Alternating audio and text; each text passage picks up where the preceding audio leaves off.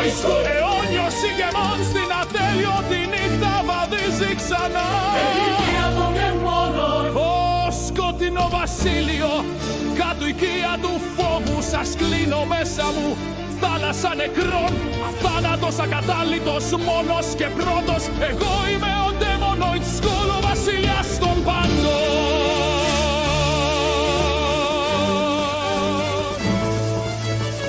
Εγώ που πλάστηκα από την άβυσσο, τα όνειρά σας κρατώ, τις ελπίδες σας τρηματίζω. Μέσα από τη σιωπή φωνάζω δυνατά.